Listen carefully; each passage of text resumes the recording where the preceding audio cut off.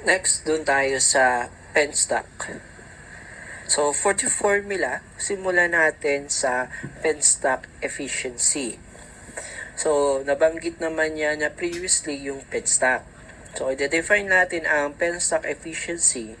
That is the ratio of the net or the effective head compared doon sa gross head natin. Yan yung penstock efficiency. And along dun sa penstock natin, kasi syempre mahaba naman yung pipe dun, yung penstock, nagkakaroon tayo ng losses.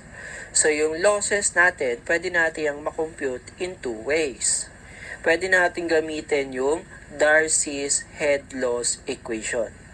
And this is the formula. Okay, so wherein F is the friction factor, L is the length of the penstock, V is velocity, gravity, and D is the diameter of the penstock. Okay, that is the diameter of the penstock. And another one is the Morse head loss equation. Yun rin yung formula. O, titingnan natin, halos magkahawig. Ang kaibahan lang nila is yung location ng number na 2 or constant 2. Kaya pag Darcy's, ang 2 ay nasa baba. Pag naman Morse, ang 2 ay nasa taas. So, yun yung ating head loss. And then, dagdag na lang din natin dito, meron tayong tinatawag na utilized head. Okay, so familiar na tayo sa gross head, familiar din tayo sa effective head. This time, utilized head natin. So, in actual, na nangyayari, yung effective head natin, hindi pa yun yung kinagamit talaga or na-utilize. So, nangyayari, lumiliit pa yon. Kaya ginagawa natin, minumultiply natin ang tinatawag nating hydraulic efficiency, yung H-net, para makuha yung utilized head. And kung meron na tayong ganyang klaseng efficiency, meron rin tayong tinatawag na total efficiency. Wherein, ang total efficiency natin is simply the product of the efficiencies involved dun sa power. Diba? Power is gamma QH. Q is flow rate. So, meron tayong volumetric efficiency. Then, involved yung turbine. So, meron tayong mechanical efficiency. And meron tayo ditong hydraulic efficiency. Doon nga sa head natin. So once na-involve na yung hydraulic efficiency, yung power utilized na natin is gamma QH utilized. Hindi H-net na ito. Pero pag naman hindi binanggit naman sa problem yung hydraulic efficiency o hindi natin kayang kunin, pwede natin gamitin pa rin dito ang H-net. Problem number 5. A Pelton-type turbine was installed 30 meters below the headgate of the penstock. The head loss due to friction is 15% of the given elevation. The length of the penstock is 80 meters and the Morse coefficient of friction is 0.00093. Determine the penstock diameter and the power generated. Ito yung mga given natin. Meron tayong elevation 30 meters. And that elevation would be our cross head. And then, binigyan tayo ng head loss which is 15% ng given elevation. So, mangyayari dyan, magiging 4.5 meters yan. Binigay ang length ng penstock, 80 meters. Ang friction factor natin, 0.00093. Binanggit sa problem, Morse. At ang required ay diameter ng penstock at saka power. So, ang formula ang gagamitin natin, ito, dalawa. Una, head loss para dun sa diameter. Then after nun, power naman tayo. Gamma QH net tayo. Tuloy tayo. Doon muna natin kunin sa head loss. Diameter muna. Sa formula ng head loss natin, ang kulang na lang natin dito is velocity para makuha yung diameter. At ang velocity natin, kung hindi binigay, Ito yung gagamitin nating formula, square root of 2GH net. Hindi na tayo maglalagay ng CV kasi hindi yung binigay. So, matic 1 naman yon. Wherein ang H net is the difference ng gross at saka head loss. Meron na tayo niya, nakuha na natin. So, lalabas ang H net natin, that is 25.5 meters.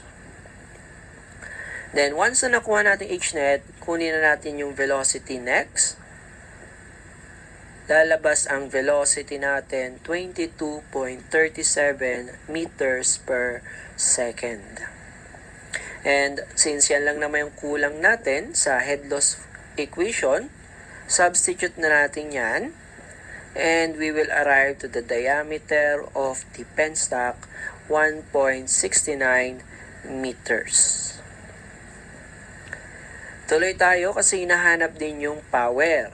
So, ilagay lang uli natin dito yung mga nakuha natin previously. We have H net, velocity, and diameter ng penstock. Kasi kakailanganin natin yan for the power. So, power is gamma QH net. Ang Q natin is area velocity. At ang area is pi over 4 diameter square. Ito, diameter to nung penstock. So, pwede na natin i-directa dito sa power natin. So, power, substitute natin yung given. And yung mga na-compute natin, lalabas yung final answer natin, power is 12,552.74 kilowatts. Number 6. A remote community in Mountain Province plans to put a small hydroelectric plant to service 6 closely located barangays, estimated to consume 52,650,000 kilowatt-hour per annum. Expected flow of water is 1,665 cubic meter per minute. The most favorable location for the plant fixes the tailwater level at 480 meters. The manufacturer of turbine generator set have indicated the following performance data. Turbine efficiency 87%, generator efficiency of 92%, loss in headwork not exceeded 3.8% of available head. In order to pinpoint the most suitable area for the dam, determine the headwater elevation. So, given our power, 52,650,000 kilowatt-hour per year. Kasi annum sinabi sa problem.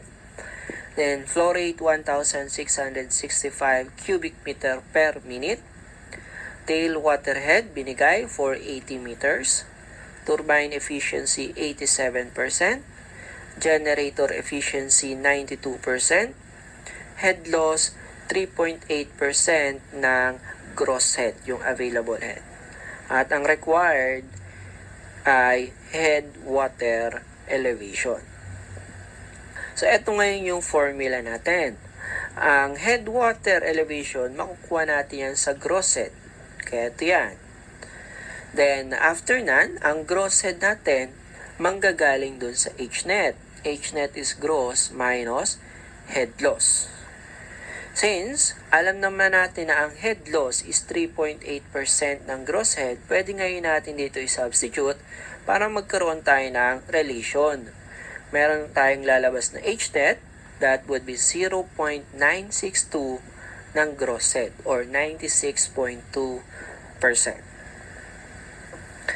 And then, yung H net natin na yan, kukunin natin sa power. Since given yung power sa problem. So, use this formula. Sa substitute lang natin na yung mga given. Sundan natin yung power natin, nilagyan na natin ng 8,760 hours. Kinonvert na natin yung 1 year. And then yung kilowatts, In-expand natin yan, that is kilonewton meter per second. And yung ating specific weight, ayan na, 9.81. Yung flow rate natin, dinivide na natin ng 60 para maging seconds kasi yung given naka-minute. Then yung HNet, yung na-compute natin, turbine efficiency and generator efficiency. Cancel ang hour, cancel ang kilowatts, cancel yung cubic meter sa kabila, cancel yung kilonewton, parehas, ng left and right equation, cancel ang seconds, so may iwan ang unit na meter. So lalabas ang gross head natin, 28.67 meters. And once na nakuha natin gross head, ibalik na natin dito sa ating working equation. So substitute na natin yan. Meron tayong tail water head sa given for 80 meters. Lalabas ang head water elevation 508.67 meters. Problem number 7.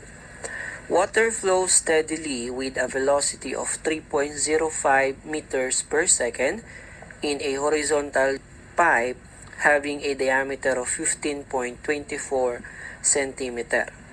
At one section of the pipe, the temperature and pressure of the water are 21 degrees Celsius and 689.3 kilopascal respectively.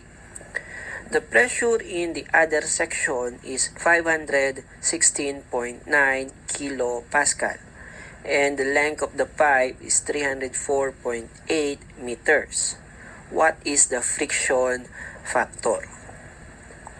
Given, velocity 3.05 meters per second, diameter ng pipe 15.24 centimeter, convert na natin, that is 0.1524 meter, pressure 1, 689.3 kilopascal, pressure 2, 516.9 kilopascal, and the length is 304.8 meters. Ang hinahanap ay friction factor. Ang formula natin, friction factor, makikita natin yan sa head loss. Kaya lang, tibad dalawa ang head loss. May Morse at may Darcy. Ngayon, ganito gagawin. Sa problem, pag hindi binanggit na Morse, ang default natin ay Darcy. Kaya ito yung ating formula. At ang head loss na yan, ay makukuha natin sa pressure drop.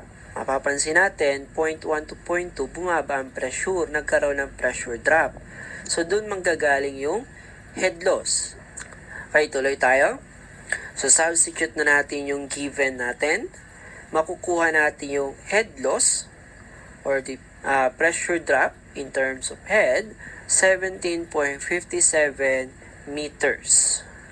Once na nakuha na natin yan, substitute lang natin sa ating formula, Darcy's equation, and then we will arrive to the friction factor 0.0185.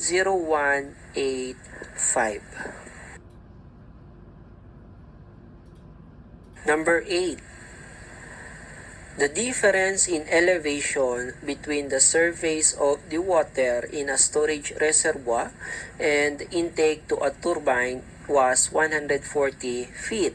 During a test, the pressure head at the latter point was 130 feet and the discharge was 50 cubic feet per second. The inside diameter of the penstock was 36 inches. What was the efficiency of the pipeline? Ang given natin is gross head, 140 feet. Okay, bakit natin nasabi? Okay, kasi ang sinabi sa problem, surface of the water storage reservoir papunta sa intake. Okay, alam natin yan ay gross head. And then, yung binigay na 130 feet, yan ay pressure head. Sinabi rin sa problem, 130 feet, and the discharge flow rate, 50 cubic feet per second. Ang diameter is 36 inches. Gawin nating feet, that would be 3 feet. Ang hinahanap ay efficiency ng pipeline. That is the same sa penstock efficiency. So, formula natin is H net over the gross head. Kailangan natin kunin ano yung H net natin. And yung problem natin, ang tinutukoy nito is impulse. Kaya ito yung formula ng H net natin. So with this formula, ang kulang natin is the velocity. At ang velocity, ito yung formula, 4Q over pi diameter square. Given na naman yung flow rate at diameter, makukuha natin ang velocity 7.07 feet per second. Once na nakuha na natin yung velocity, substitute muna natin dito sa ating H net. Then, we will arrive to the H net 130.78 feet. And once na nakuha na natin yung H net na yan, babalik natin dito sa ating working equation, divide by the gross head, 140, lalabas ang penstock efficiency, 0.9341. Times 100%, that would be 93.41%.